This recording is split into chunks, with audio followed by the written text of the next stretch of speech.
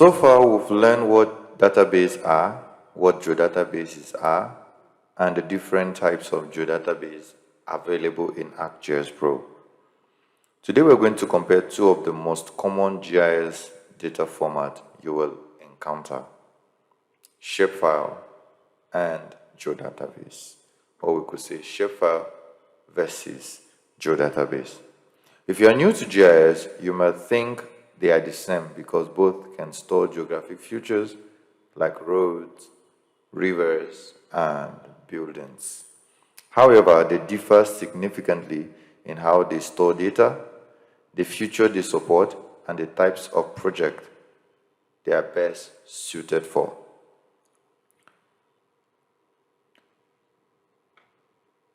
By the end of this lesson, you will know exactly when to use Shapefile and when to use Geodatabase. The learning objective will be explain what Shapefile is, what Geodatabase is, compare the advantages and limitations of each, identify when to use a Shapefile and when to use a Geodatabase, avoid common misconception about Shapefile. So let's begin with the Shapefile. What is a Shapefile? A shapefile is one of the oldest and most widely used GIS data formats. It was developed by the Esri in the early 1990s and became the standard format for sharing vector data. One thing that surprises many beginners is that a shapefile is not actually a single file. A question that I have is, if it's called a shapefile, why do I see 5 or 6 different files? An excellent question. A shapefile is actually a collection of files that work together. The most important ones are what you're seeing on the screen. This SHP, it stores the geometry, like the points, the lines, or the polygons. Then the .shx, it stores the shape indexes. The index shapes, that's what it stores. Then .dbf, it stores the attribute table. .prj, it stores the coordinate system. Now there may also be optional files such as the .cpg, .sbn, and .sbx. If one of the required files is deleted or moved, the shapefile may not work properly again. With shapefile, each dataset is stored separately. What can a shapefile store? A shapefile can store one type of vector geometry. This means a single shapefile can contain a point or a line or a polygons. It cannot mix different geometry types. Can I store roads and buildings in the same shapefile? You cannot, absolutely not. Roads are line features while buildings are polygon features. So since a shapefile supports only one geometry type, you will definitely need to use 2 separate shapefiles to store these 2 items. So what is a geodatabase? A geodatabase we've done intensively when we were comparing geodatabase and database. We're going to just brush through here. A geodatabase is a structured database designed specifically for GIS. Unlike a shapefile, which stores a single layer, a geodatabase can store many different datasets in one organized location.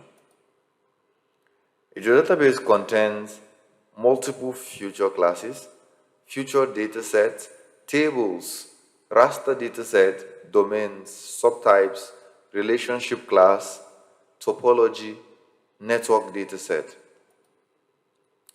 So this is an example of how a geodatabase is. We have the geodatabase name as city_project.gdb, which means it's a file geodatabase. Now, This geodatabase contains a future class for roads, rivers, buildings, schools, tables, raster, domain, topology. And by the right-hand side, we have the actual snip or screenshot of a geodatabase. So we have a Durham underscore county GDB, which is the geodatabase itself.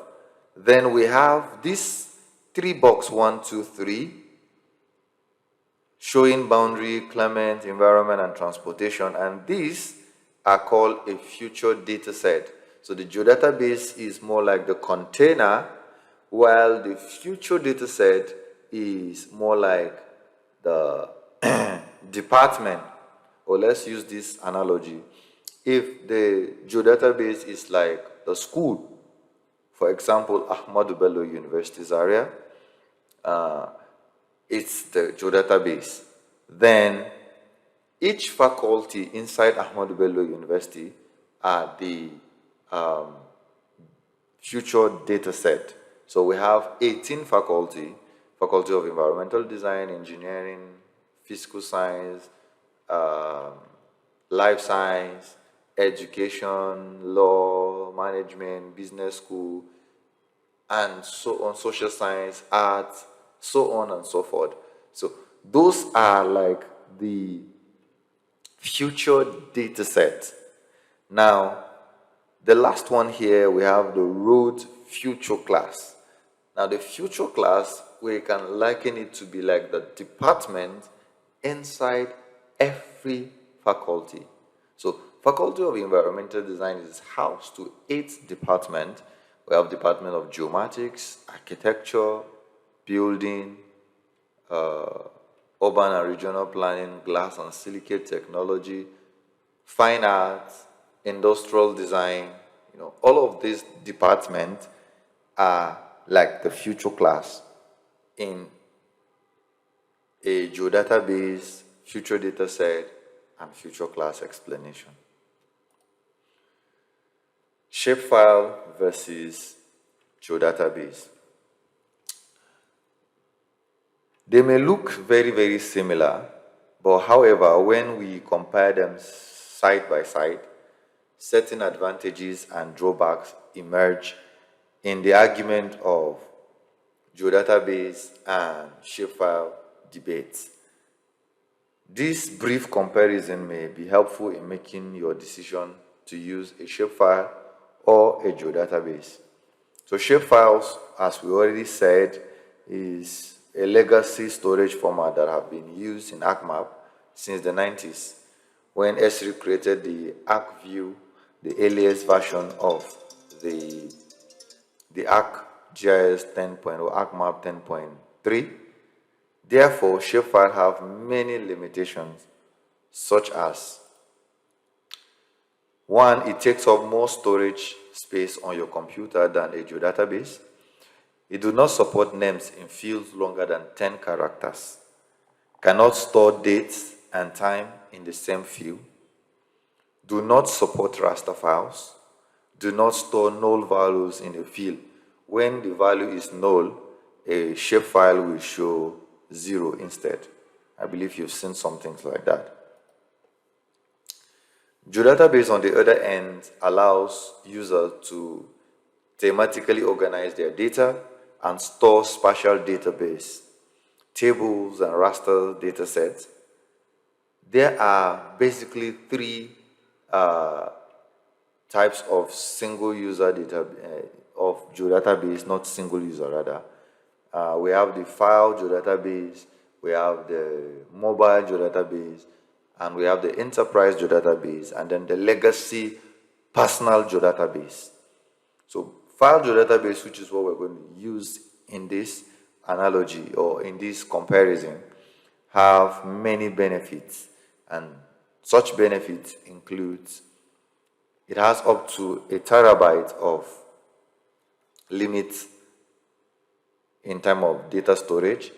Many users can view data inside the file geodatabase while it is being edited by another user. But not many users can be able to edit them at the same time. but many can view it while it's being edited. So the geodatabase can be compressed, which helps reduce the database size on the disks. So this is how Shapefile is on the when you go to your window explorer.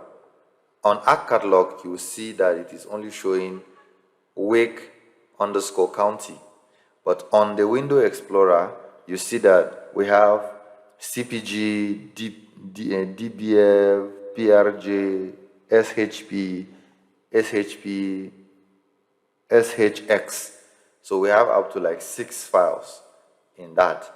While the geodatabase, you can see one geodatabase swallow up all of these things, and this can have higher container and other things like that. So comparing Shapefile and Geodatabase. The storage, Shapefile have multiple files while these have single database structure. The geometry type 1 per Shapefile, while Geodatabase is many feature classes. Attribute field names, it has a maximum of 10 characters, while this one up to 128 characters. The null value is not supported, rather it goes with a 0, while in Geodatabase is fully supported. It does not support domain, it does not support subtype, it does not support topology, it does not support relationship class, it does not support raster storage.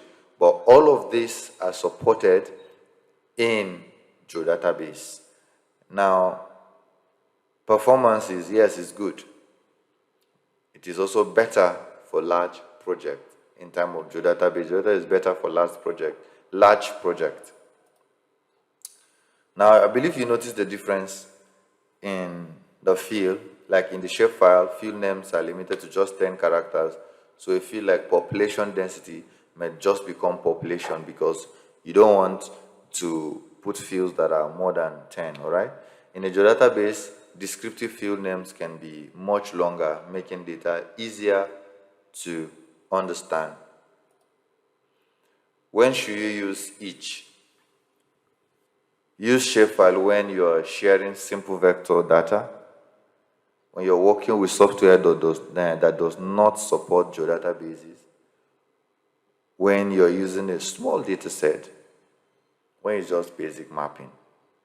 Use Geodatabase when you're managing a complete GIS project, when ArcGIS Pro for editing and analysis, when you're using ArcGIS Pro, large or complex data set is involved, advanced GIS workflow is involved.